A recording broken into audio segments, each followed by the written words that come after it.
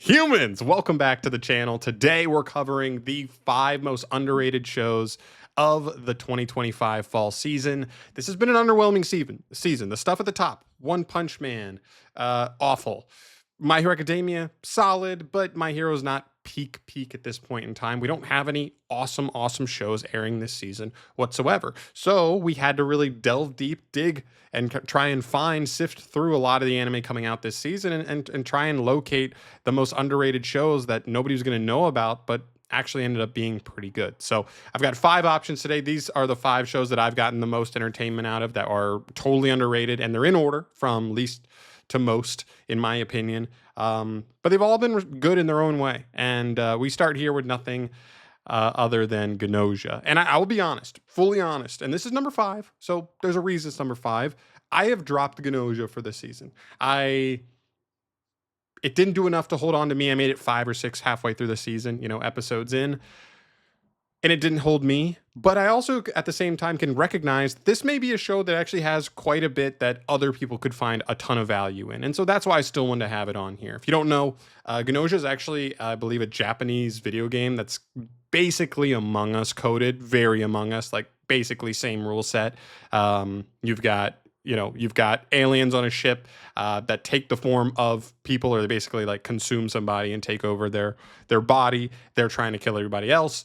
And then it's a game of werewolf to for the collective to vote the Gnosia off of the ship correctly to survive. Otherwise, continually, the Gnosia will keep eating them up. And so it has a little, if you're looking in the anime sphere, I look at something like Danganronpa, something that's kind of in that same realm. This show does not have nearly as much personality, or, Danganronpa is so bombastic. It's nowhere near that. This is so much more low to the ground, much more like logic based, I would say. It's all about like, oh, why would this person say that? Why would they do that? Like, what is their goal in trying to get me to think that, us to vote on this, whatever. It much more delves into that, which I think a lot of people can appreciate. I just didn't get enough personality and like, from characters and story and everything else. So as you can see here, I'm also showing off these scores for each show. These are my personal scores. I would give to these like 5. I would call these like the main categories. There's other things that obviously matter when you're judging an anime, but this is kind of where I land on those. And the show's got some interesting stuff, right? Like I think like the animation and art style, it's not a super action heavy show, but the art style looks beautiful. That's what the first thing that drew me to this show. And it actually had some cool stuff going on outside of that. Other than that, I don't get too much from it. The story is very like it cycles itself, but it adds something new every time it cycles.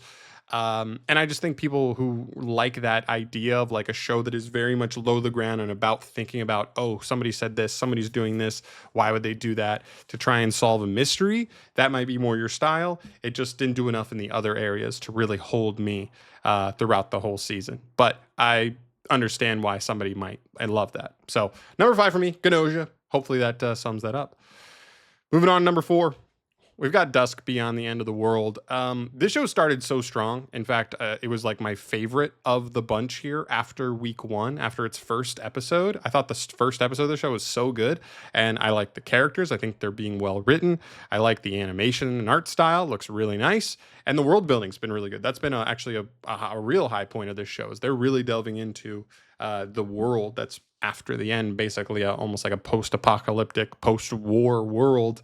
And it is they've done a good job with a lot of that stuff. And I don't hate the story. The music and sound is nice too.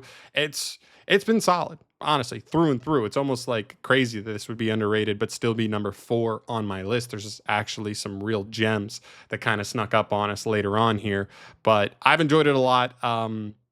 A character basically gets put in cryo sleep. He wakes up, hundreds of years after he was put to sleep, and the world is different.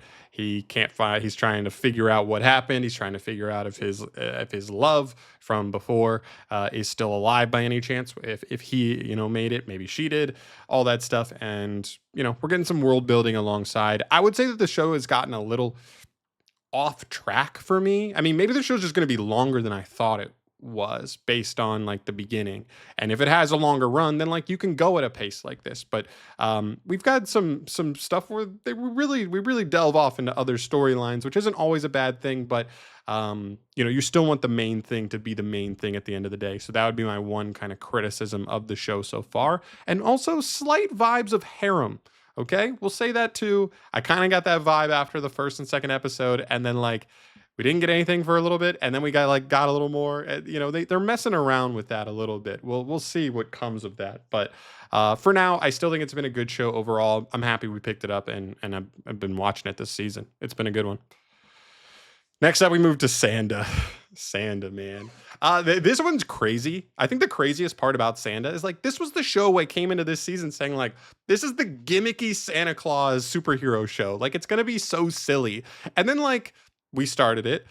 The characters go way more in depth than you would have ever thought. A show about a little boy who turns into Santa Claus as like a superhero form would go, and then you realize like, oh, this was written by the same mangaka of Beastars, and I've never watched or read Beastars, but I know of some of the things that go on in Beastars, plot wise and the way they like to mess, and that makes so much sense here. This author loves to mess with like the actual inner deep thoughts of its characters, as well as like really diving deep into like a really strange like societal structure, and that's what happens here.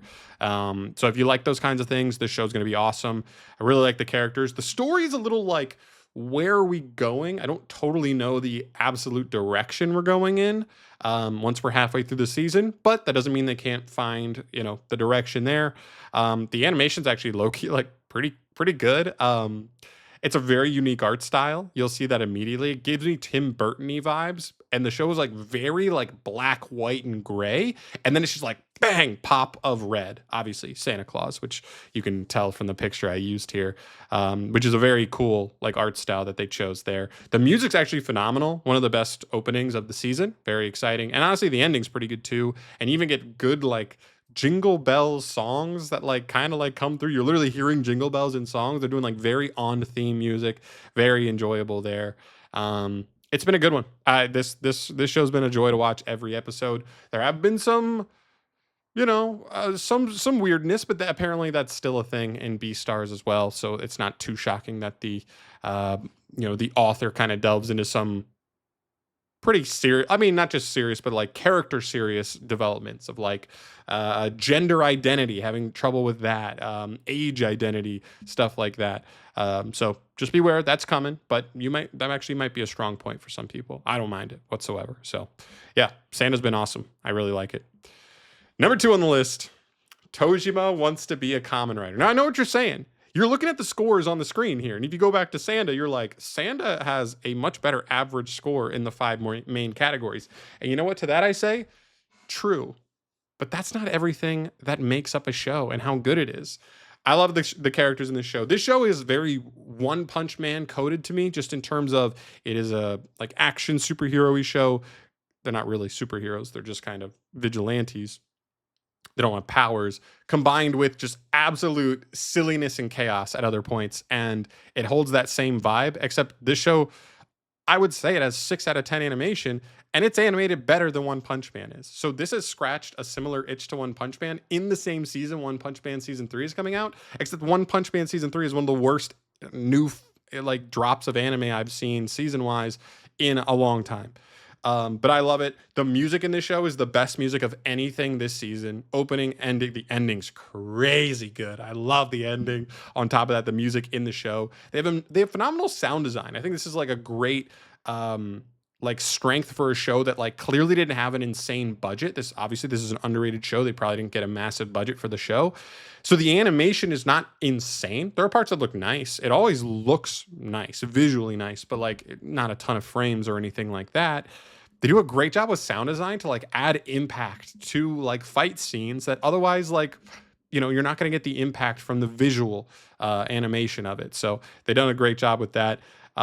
It's just a ride. The best thing I can say about this show is it's a goddamn vibe. You watch this show and this might have been my favorite show to watch week to week this entire season. I feel like it's just been so exciting. It's been so fun. I feel like if it's not funny, it's actually like a heartwarming backstory. If it's not a heartwarming backstory, it's actually like a somewhat hype fight, like a pretty hype fight overall. And I never find myself bored throughout the entire show. It's been a really fun ride. Which brings us to number 1 on this list. And this one's going to be crazy. You may not have even heard about this one, maybe, even if you're still a pretty big anime fan. And that is Tatsuki Fujimoto, 1726. If you don't know who Tatsuki Fujimoto is, he is the original mangaka of Chainsaw Man. The movie just came out a couple weeks ago, and before he did Chainsaw Man, as a manga at all, he actually did a couple of short stories, and so this season is basically just like, it's 8 one-off episodes that are not related to each other in any way whatsoever. They're basically like one-off manga chapters that they're like one for one adapting into an episode, and they are awesome. Every episode is done by a different animation studio. The first one is very much animation-wise very on par with like Chainsaw Man and what you would expect, so that might be the same studio. But then from there, we've gotten like a different director and different studio apparent, like seemingly for every other episode. The themes are so different. The one like parallel I can see with multiple of these episodes, and it hasn't even been every single one, but very Chainsaw Man coded. Maybe just this author, maybe Fujimoto coded is like, it's a love story that gets very dark and also gets very silly all in the same episode. There'll be silliness. It'll get really dark. It'll depress you, but then it'll also bring it back home and you'll be like, oh, that was sweet. Actually, at the end, we brought it home. It was sweet. You hit all those notes. It's been a blast. The characters in every episode I felt like have been awesome. They're just like, even for a one-off like episode, you're still getting enough of each of like the characters that they're focusing on, that it's still been really fun to get to know those characters. The story, I would still put it 9, even though the story's not long.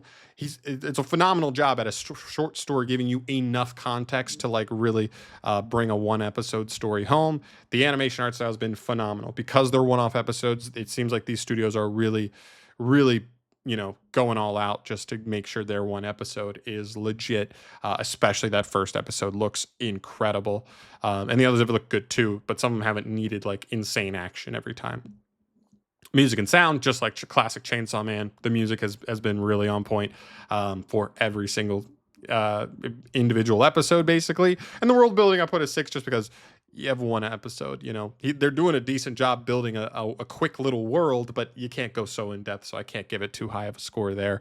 This has been the best thing to watch this season. If it slipped under the radar for you, that makes sense because this didn't start airing at the beginning of this season. It all dropped. All 8 episodes got dropped on Prime Video, at least for the US, like a month into the season. And so if you didn't see news or somebody else telling you to watch it, now is the time. You need to go check it out. It's phenomenal. It's the best thing that aired this season.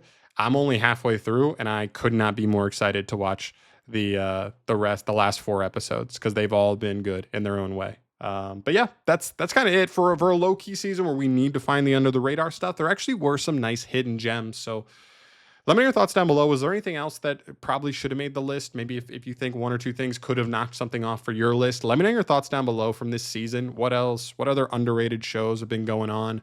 I'd love to hear from you guys there, but I'm out of here for today. Thank you so much for watching as always. I'll see you in the next video. Peace.